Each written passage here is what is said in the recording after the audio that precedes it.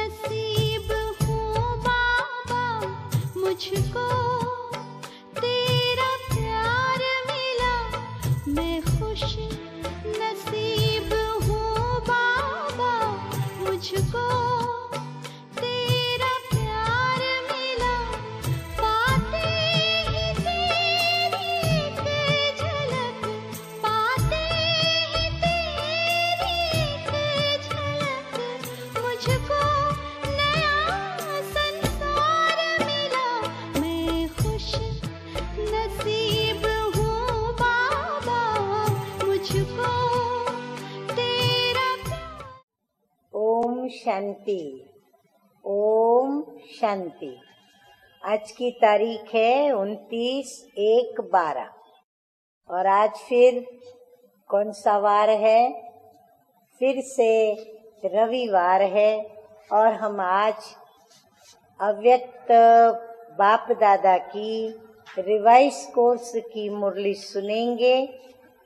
तारीख है 20/5/74 और आज की बाप दादा की अव्यक्त मुरली का हेडिंग है बाप दादा के दिल रूपी तख्त पर विराजमान बच्चे ही खुश नसीब हैं। क्योंकि बाप दादा का दिल तख्त सभी को तो नहीं मिलता, तो इसीलिए जो बाप दादा के दिल तख्त पर विराजमान है वो बहुत बहुत खुश नसीब हैं। तो फिर आप सभी अपने को बाप दादा के दिल तख्त पर विराजित देख रहे हो ना, और अपनी खुश नसीबी पर नाज कर रहे हो ना, गौरव ले रहे हो ना। अच्छा, मुरली शुरू कर रही हूँ। आज बाप दादा क्या देख रहे हैं? आज खुश नसीब पद्मा पदम भाग्यशाली बच्चों की माला देख रहे हैं। देखो, भाग्य विधाता प्यार का सागर कितना प्यार करते हैं हम बच्चों से, तो हमारे भाग्य को और हमारी खुश नसीबी को देख रहे हैं। माला के हर मणके की विशेषता को देखते हुए हर्षित हो रहे हैं। जैसे बाप बच्चों के श्रेष्ठ भाग्य को देखकर हर्षित होते हैं, क्या वैसे ही आप भी अपने सौभाग्य को देख सदा हर्षित रहते हो? बाप समान तो बनना है ना। क्या भाग्य का सितारा सदा सामने चमकता हुआ दिखाई देता है, या कभी कभी भाग्य का सितारा आपके सामने से छिप जाता है? सितारा सदा चमकता है या फिर कभी कभी छिप जाता है। जैसे स्थूल सितारे कभी कभी जगह बदली कर देते हैं, तो ऐसे भाग्य का सितारा बदलता तो नहीं है कि आज ऊंचे भाग्य की ऊंची तदबीर कर रहे हैं, पुरुषार्थ कर रहे हैं, और कल हम पुरुषार्थ में एकदम ठंडे, तो क्या होगा? हमारा जो सितारा चमक रहा है उसकी चमक कम हो जाएगी। एक ही सितारा है जो अपनी जगह बदली नहीं करता। क्या ऐसे सितारे हो? वो है दृढ़ संकल्प वाला सितारा, जिसको अपनी इस दुनिया में कौन सा सितारा कहा जाता है? ध्रुव का सितारा कहा जाता है, जो सदैव चंद्रमा के समीप रहता है। तो वो ध्रुव का सितारा कभी भी अपनी जगह को बदली नहीं करता। तो ऐसे दृढ़ निश्चय बुद्धि और एक रस स्थिति में सदा स्थित पद्मा पदम भाग्यशाली बने हो या बन रहे हो? क्या जवाब देंगे हम बच्चे? बन रहे हैं। भाग्य तो बस भाग्य विधाता के बच्चे बने, माना हम अपना भाग्य तो बना ही चुके, तो बन नहीं रहे हैं, बन गए हैं। क्या अपनी खुश नसीबी का विस्तार अपनी स्मृति में लाते हो? लिस्ट तो बहुत बड़ी है हमारे भाग्य की, तो वो लिस्ट मगज के अंदर रेडी है, जो नंबरवार हम उस लिस्ट के अनुरूप करें। खुश नसीबी की निशानियां व सर्व प्राप्तियां क्या है उसको जानते हो? जिसे सर्व प्राप्तियां हो उसको ही खुश नसीब कहा जाता है। हाँ, जिसको हर प्रकार का सुख हो, माता पिता का, भाई बहन का, परिवार का, पति का, बच्चों का, बच्चों के बच्चों का, हाँ, उनको प्यार प्राप्त हो, रहने को घर अच्छा हो, खाने पीने को भी अच्छी चीजें प्राप्त होती हो, तो बाबा कहते हैं जिन्हें सर्व प्राप्तियां हो उसको ही खुश नसीब कहा जाता है। सर्व प्राप्ति में क्या कोई कमी है? बाबा पूछ रहे हैं। जीवन में मुख्य प्राप्ति क्या क्या होती है? अब वो बाबा देखो बताते हैं। जीवन में हमारी मुख्य प्राप्ति एक है श्रेष्ठ संबंध। हमारे जिनसे भी संबंध है वो श्रेष्ठ हैं, सुखदायी हैं। फिर है श्रेष्ठ संपर्क। हम जो भी हमारे संपर्क में आते हैं तो वो श्रेष्ठ संपर्क, तो वो खुश हैं, वो भी राजी हैं। फिर सच्चा स्नेह और सर्व प्रकार की संपत्ति और सफलता, इन पांचों ही मुख्य बातों को अपने में देखो कि ये पांचों ही प्राप्तियां मेरे को हुई हैं। अब संबंध किससे जोड़ा है? हाँ, हम ये सोचें कि हमारा संबंध किससे है। सारे कल्प में बाबा देखो क्या बोलते हैं, हमारे भाग्य की सराहना देखो बाबा कितनी करते हैं। सारे कल्प में इससे श्रेष्ठ संबंध कभी प्राप्त हो नहीं सकता। हो सकता है? हाँ, नहीं हो सकता ना। संबंध में मुख्य बात अविनाशी संबंध की ही होती है। हाँ, संबंध तो दुनिया में बहुत है, लेकिन सब विनाशी संबंध, आज है कल नहीं। शरीर छोड़ेंगे, फिर कौन किसका माता, कौन किसकी पिता, कौन किसका पति, बच्चे, कुछ भी नहीं। लेकिन हमारा निराकार कल्याणकारी शिव बाबा के साथ जो भी संबंध है, हर जन्म में वही है, वैसे ही है और वैसे ही हमें मीठे मीठे बाप दादा के द्वारा अल्पकाल या सदाकाल की प्राप्तियां होती ही आती रहती हैं। अविनाशी बाप के सर्व संबंध ही अविनाशी है, और इस समय तो हम सर्व संबंध अपने शिव बाबा से जोड़ते हैं, तो हमें सर्व प्राप्तियां भी अविनाशी हो रही हैं। अच्छा, यह दूसरी मुरली है अव्यक्त बाप दादा की। रिवाइज कोर्स की तारीख है 23/5/74। इस मुरली का हेडिंग है हद की आकर्षणों। हाँ, हद की आकर्षण बहुत है, और विभूतियों से परे रहने वाले ही सच्चा वैष्णव। हाँ, विभूतियां किसको कहते हैं? जो बहुत विशेष आत्माएं होती हैं, जिनके प्रति विशेष आकर्षण होता है।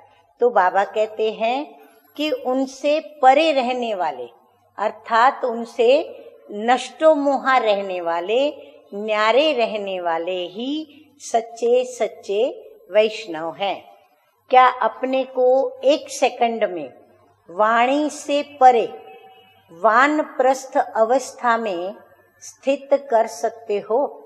जैसे वाणी में सहज ही आ जाते हो, क्या वैसे ही वाणी से परे इतना ही सहज हो सकते हो? कैसी भी परिस्थिति हो, वातावरण हो, वायुमंडल हो या प्रकृति का तूफान हो, लेकिन इन सब के होते हुए, इन सब को देखते हुए, सुनते हुए, महसूस करते हुए, जितना ही बाहर का तूफान हो, उतना ही स्वयं अचल, अटल और शांत स्थिति में स्थित हो सकते हो। हाँ, बहुत बड़ी भारी चेकिंग हमको बाबा ने करने को दे दी। अब हम चेक करें कि हमारी ऐसी स्थिति है।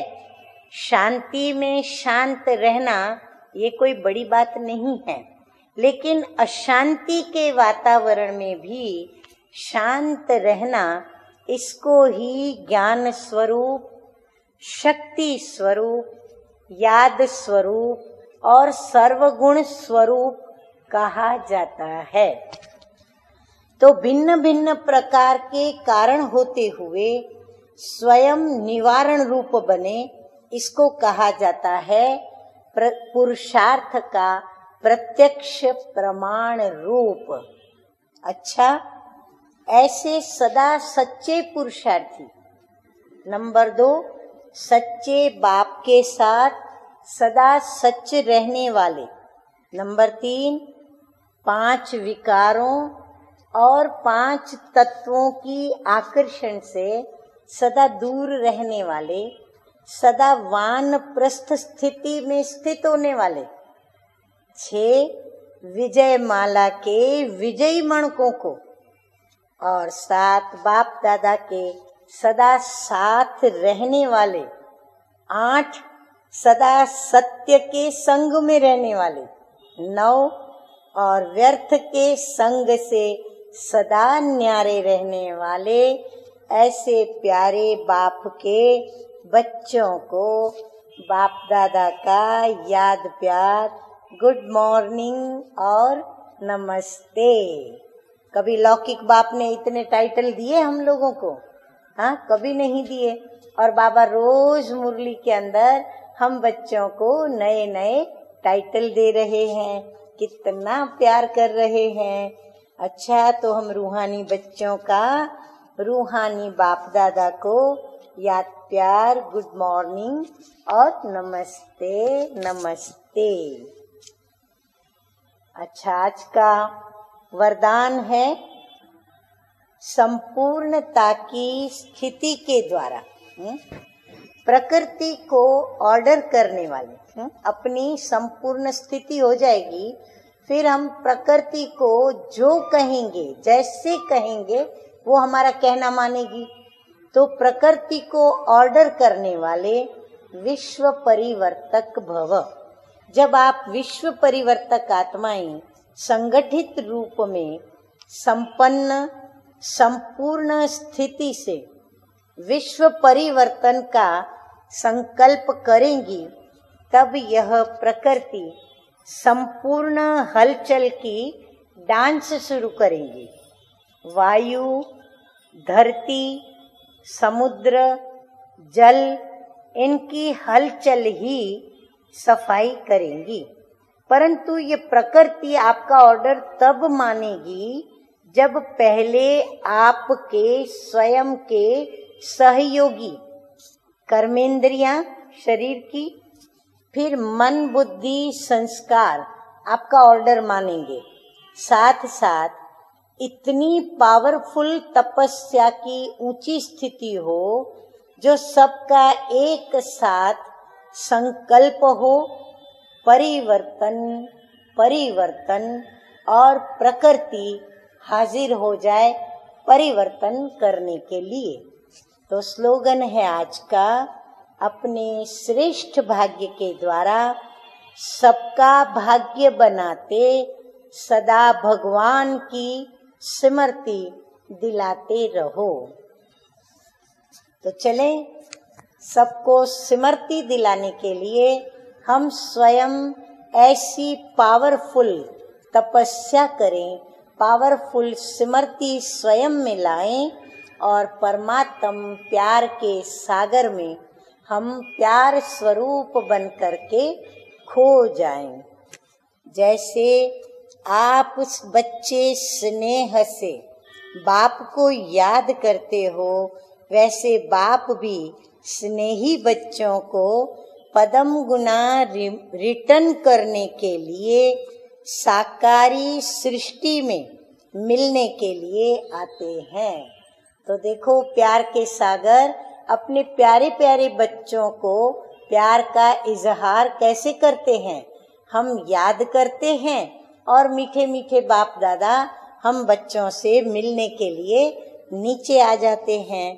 तो बाप बच्चों को आप समान अशरीरी निराकार बनाते और बच्चे स्नेह से निराकारी और आकारी बाप को क्या कर देते, आप समान साकारी बना देते हैं।